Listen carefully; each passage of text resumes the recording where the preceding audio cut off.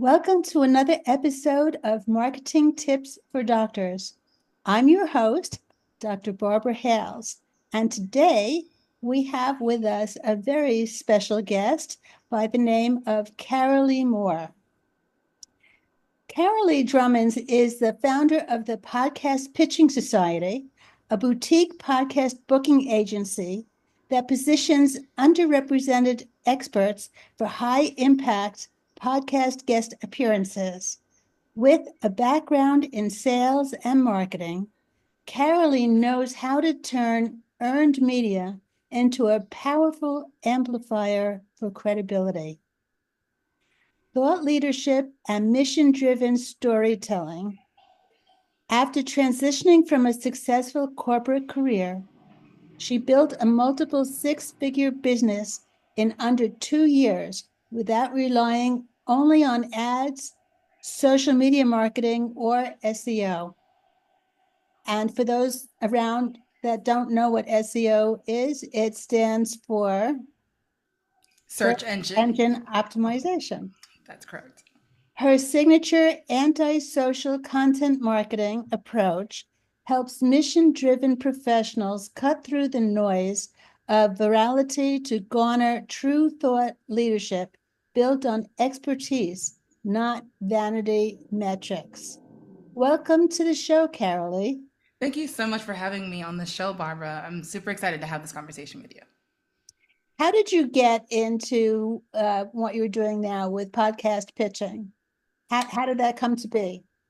Honestly, everything that I've done after college, as much as I didn't know it at the time, was connected to storytelling, right? I fell in love with storytelling after coming to this country as an immigrant and needing a way in. And so movies, music, books, everything kind of become like how I entered into the culture was really, really important to me. Like after I kind of became, okay, I'm here, I understand it now, I still kept just really feeding on that. And so went and got my degree in college on in communications media. And then most of my career has been in non-creative spaces.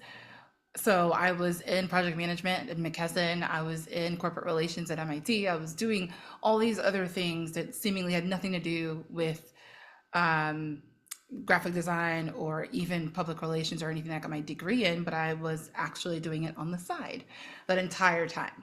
And so eventually it came to a head right as a pandemic hit. And it was a blessing in disguise because I actually got laid off a week before the pandemic started. And instead of going and finding another job, I eventually just kind of took what I was doing on the side and turned it into a full-time gig because I wasn't the only one getting laid off. And so many other people were starting their things and wanting help in marketing and in design as well. And so really, I took my love for storytelling, which has always been there. I'm a writer, I'm a poet, I'm all of those things, a preacher. I took all of those things into work that I was doing in my marketing agency. And as you read, I found that I really don't like social media as a form of marketing. It is something that I know that we need to do, and I teach folks how to use it responsibly, simply for business, but it's not something that I enjoy doing. And so I wanted to find something else, some other ways that I could grow my business that didn't force me to be on social media hours and hours and hours each day. And so I looked in other story, kind of long form storytelling formats. And as you know, as a podcaster, this is really one of the best ways to do that. And so my team at the time started pitching me for different podcasts, and I was getting asked to be on different podcasts as well. And eventually I just kind of fell in love with it, launched my own podcast, Be More Mindful, and really it kind of started from there. So when I closed on my marketing agency and I thought about what I wanted to do next, that was like really the most natural transition point for me, and thinking about to where marketing was heading for the next 5 to 10 years. I had to think through, okay, what are the trends? What are people actually wanting right now? And you know this from being in the space, they're wanting to be sure when they make a decision, a buying decision, that the person that they're buying from, especially if it's a service provider, is actually who they say they are. And what's the best way to get that know, like, and trust kind of factor as soon as possible? This is one of those best ways. And so I really dug into that, and helping other people now do the same is pulling all of those things I've done throughout my entire career, which is just a seemingly on paper like, wow, there's a lot of really random things, but pulled together has helped me help other people tell really, really awesome stories in a way that is captivating, in a way that gets people interested in what they do, and also converting in sales. Oh, that's a good story. What were the biggest challenges you faced when starting out, and how did you overcome them? Honestly, the biggest challenge was mindset, which is actually the reason I started my podcast, Be More Mindful, after a few years in business, because I realized that there are so many podcasts, so many books, so many articles about the doing of business. There isn't the same amount of focus on the being of business, where you have to have a certain level of fortitude, you have to have a certain level of resilience. How do you develop that stuff? Like, what do you do when things feel and seem hopeless, when everything around you says that you failed, right? How do you keep going? And I wanted to answer that question for folks who were just starting out or who were thinking about entrepreneurship. And that's really, yeah, the biggest challenge was like, and still is, like, every day choosing this insane journey called entrepreneurship is a mindset. You know, everything else you can kind of learn.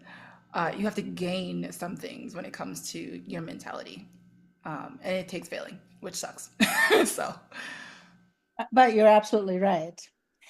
Was there a turning point or a pivotal moment that helped you transition from startup to success? When you said, oh, this is where I want to be and I'm making it. there were there was definitely a point. I would say so. After I closed down my agency, I spent 3 months talking to people. I spoke to people that I considered experts, people that I looked up to, and I really wanted to understand what they needed. I didn't want to build something else that I believed in, that I thought was great, and trying to kind of force the market to tell me, okay, yeah, we agree. I wanted to genuinely be an answer to something that's already like being asked, right? A need that's already out there. And I realized when I did it that way, when I launched the thing, I got a very different response than when I was just like another marketing agency, right? And then I really find that purpose. So the purpose of the business is, yes, bottom line revenue. But when you have like a mind for impact, it makes what you do that much more powerful. And so when I see the fact that my work actually helps someone who is trying to change the world get more visibility, I'm just like blown away and excited beyond, you know, a really pretty logo. And this is coming from someone who's been in graphic design for almost 20 years. So of course, the logos are great. I'm just saying there's a different level of like impact and, for me, purpose that comes with the work that I'm doing now. And so those two things, really answering the market and not trying to create something like putting the cart before the horse, like really making sure that what you're offering is needed and wanted by the market, and then also that you are passionate about it and that it's creating some level of impact. Well, as you know, no matter how great you are, and how much you have to offer and how much you think that you are providing what the market wants, if they don't really know you're there, it's going to be a little bit irrelevant. So, what are the Absolutely. top strategies you've used to market yourself effectively in your field? And, to let people know that you're there and that you're there for them. And how do you think these can be adapted to like other professionals? So I will tell you my top, but I'm going to also give a general advice that I think will be helpful across the board. So my top has been anything that has to do with me speaking. I've recognized that as long as we are able to get people on our discovery calls, we had a pretty high close ratio if we vetted them well, meaning we've gone through enough to say, okay, these are qualified buyers or people that we would like to work with. I'm because again, we've done the work to know that this is actually something that they want. So as soon as they come here and they understand it, like you said, they find out that you exist, it's pretty easy to close. And so we have anything that I'm speaking at, whether it's a master class and people are coming in and kind of learning about what we do, but it goes back to, does someone like you? Is the connection there? And because my purpose is deeper than, hey, I just want to make money, someone is connecting to my purpose. They're connecting to the fact that they will actually get really great help and support that is beyond just like, okay, I pitched you, great. There is that piece. So I've found anything that has to do with me speaking. So it's on a stage, virtual, podcast. That's actually been probably our most lucrative, hence the reason why I'm doing it for other people. We actually, one of my most recent podcast interviews that I had earlier this year, I think we hit our 10th sales meeting just from that one podcast episode. And we've already booked and closed several of those people as new clients from one podcast episode. And people are, posting 20, 30 times a week on social media and not seeing that level of traction. So that's for us. Anything that has to do with me speaking has been very lucrative for us. So Social. when you are getting your clients, what is your actual service that you're providing? Sure. I'm going to answer that, but I wanted to make sure that I close the other piece out for the previous question. Please, whatever you do when it comes to marketing your business, do the thing that actually lights you up, that you feel good doing, because then you can actually stay consistent. If you don't really want to post on social media all the time, don't. So many people are like forcing that as an issue. If you like to blog, find ways to make long form blogging not boring. So adding value, getting in touch with the people that actually would find, your information really interesting. Podcasting, obviously, right? There's so many different ways for you to do it. And so that would be my advice to anyone, is to make sure whatever you're doing that you enjoy it. I genuinely enjoy meeting people. I like talking to people, like hearing their stories and connecting with folks that way.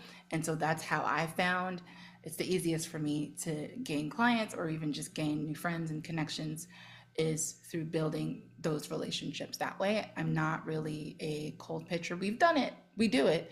Not my favorite.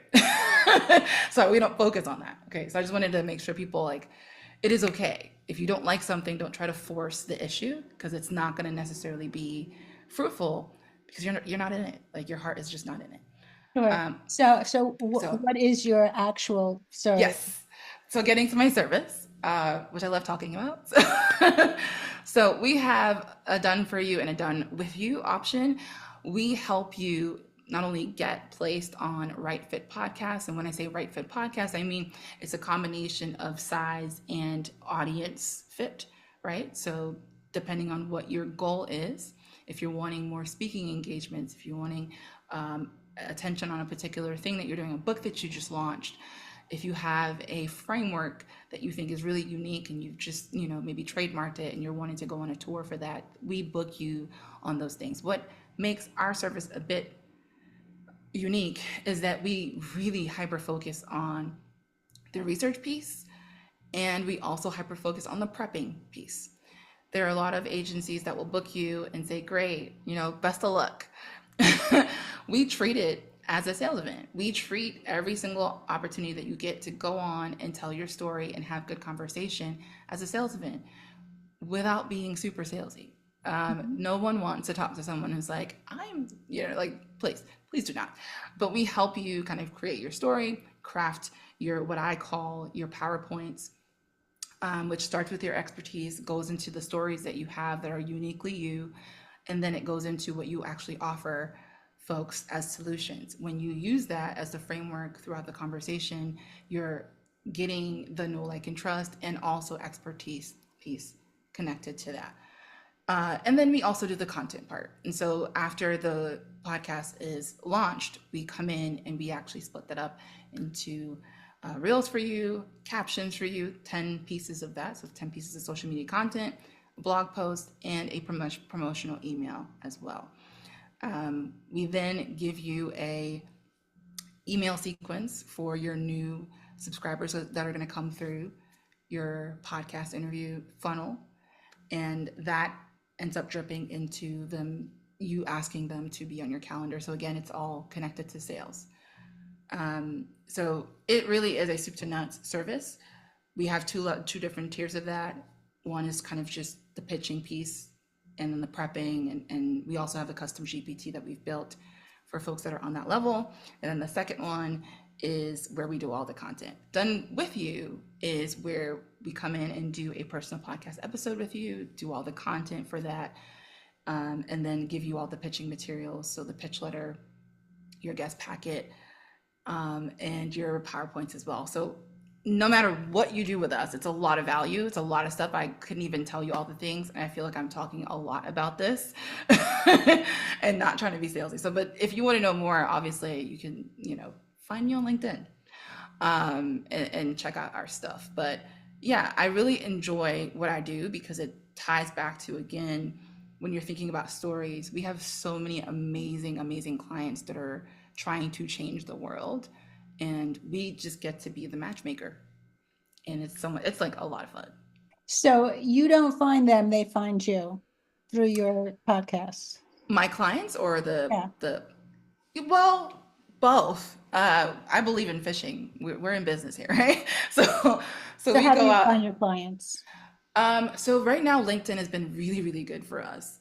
It's a combination of obviously posting really good content that people would find value in. It's obviously talking about the thing that we're involved in, which is visibility. But then we also DM and connect with people and just are straightforward. Hey, you seem like a really great fit for our program. Would love to kind of tell you more about it. And we've gotten quite a few clients that way as well. So I like, again, not my favorite thing to do, but we have actually done it Mhm. and gotten Yeah. clients that way. Yeah. What are two mistakes that people make when they are thinking of um, making their own podcast or guesting on other people's podcasts? They are looking at size and not impact. Okay. One of the things that you can do when you think about even traditional media, people are super jazzed whenever you tell them you're on TV. That's phenomenal. No knock to traditional media, but how many, like, what's the percentage of the people that are watching that are actually your ideal clients, Yeah, right? probably very few. Right? It's an ego thing. Right. Exactly. Exactly. Vanity metrics, like you read in my bio in the beginning, I don't like it. It doesn't do anything for my bottom line. My pockets are still empty. Yes, everyone thinks I'm great, but that still doesn't, pay my bills. When it comes down to it, when you go and you actually do the research to find out what podcasts is serving the people that you would like to serve, it's very similar to if you were looking for a referral partner, right? What business owner that is in kind of an adjacent business is already serving my ideal clients? Mhm. Let me hook up with that business owner. Let's do like a, dual show or whatever together so I can get in front of those people. That's pretty much what you're doing on a podcast, Right. right? So that's the biggest thing is like you're going after the numbers instead of going after the impact. You really need to make sure that's why I talked about the right fit piece. It's super important. Make sure that it's actually right fit. Do more of the work up front. Don't just like blast out 500 podcasts with like a generic pitch letter. Oh, that Make sure won't that you're happen. Not to worry. make sure that you're actually, being intentional with where you're pitching. Okay, so for our listeners now, whether it is just straight up marketing or a podcast or increasing visibility or call to action, what are um, two tips that you would like to give our listeners that they can implement right away to get more success? I would say create a story bank. That's one of the two that I'll give. And the reason why I'm saying this first is because I know everyone that's listening right now, more than likely you've lived some life, right? Some things have happened. You've overcome a lot of things. And what happens a lot of times is we don't think about the stuff that happened 20 years ago that we've overcome, that we've really had an impact on. When you sit down and you genuinely, okay, let me kind of think through each decade, maybe, or take 5 years at a time, you start to like see, oh man, I've done a lot. I've accomplished a lot. And then you take those stories and then you turn them into really captivating pieces of content. So instead of, and I think a lot of people are using AI right now, it's great. What is going to make you stand out now that everybody, grammatically it's correct, still boring, right? Still don't have that kind of personal touch. If you incorporate your own stories, no one else can have that. Like, it's uniquely yours. And so with that story bank, creating content that is, one, customer client focused, like what's some of their pain points that they have that is tied to the story that you have, and then you pop it and end it with a solution that you offer with a call to action to get in touch with me. If you continue to have that as a frame for your social content or for any content that you create, emails are my favorite, then you'll see people will start to kind of connect a bit more and engage in a deeper way than before. So that's the first one. The second one is get on podcasts. Did you think I wasn't going to say it? You definitely want to be on other people's podcasts. Of course, everyone's wanting to start their own podcast. Absolutely do that. I am so not against it. I'm a podcaster. But even It's to, easier, less right, money, less time consuming. If you start out being a guest and then you're getting in front of other people's audiences, so that exactly. starting out, that's really more successful thing to do. And you might find, like, hey, this isn't for me. So why go through the expense of creating your own podcast if you're only going to have 5 episodes and then just fade into the woodwork? Exactly. I could not agree anymore. It is a lot of work. I've produced 3 shows, one of them being my own. It is not my favorite thing to do. I love the product that comes out. The process is a grind, and you know that, Barbara, because you're a part of it.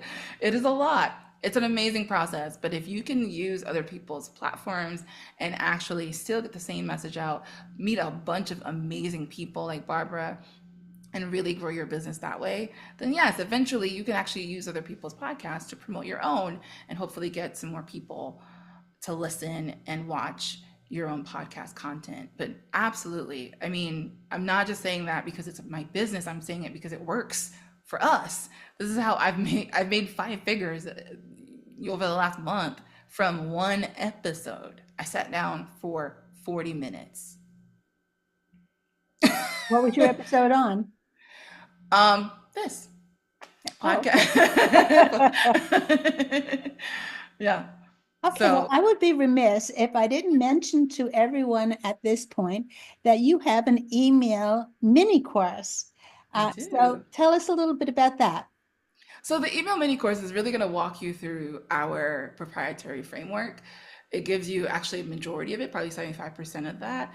And you will learn how to do really good research to like all the things I was talking about before.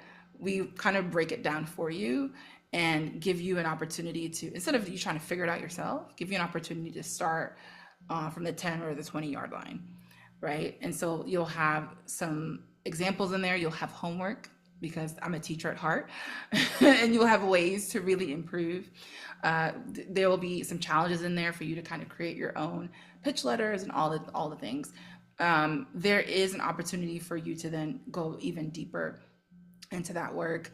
And of course, at the end of it, the point of it's for you to have all the things that you would need to then go out and do it on your own. So it's a really comprehensive mini course. Of course, it's called a mini course, but it's pretty jam packed, like anything else that we do at the Podcast Pitching Society. Is it a one-to-one or is it a whole group that takes the course together? It's a one-to-one, and it's self-paced. I got really into email courses a few years back, and I just fell in love with it because I don't know, there's a guilt when you go with a group and you're the one that like is not finishing everything the same time as everybody else is. Like, I don't want that kind of pressure, okay? Let me do it on my own. And so this is a self-paced situation. Yes, you're going to get an email every week that gives you, like I said, homework and tips and things Gives to do. accountability. Yes, there's accountability, but there isn't anyone coming behind you like, hey, what's going on? Except for me at the end of the course, because I'm going to be like, hey, so it's been like a month.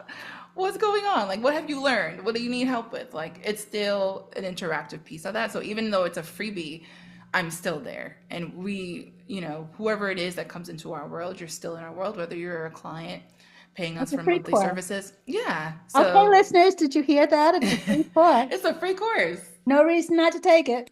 Absolutely. And we'll have the link, I'm assuming, in the show notes as Yeah, well. it's going to be in the show notes. Yeah.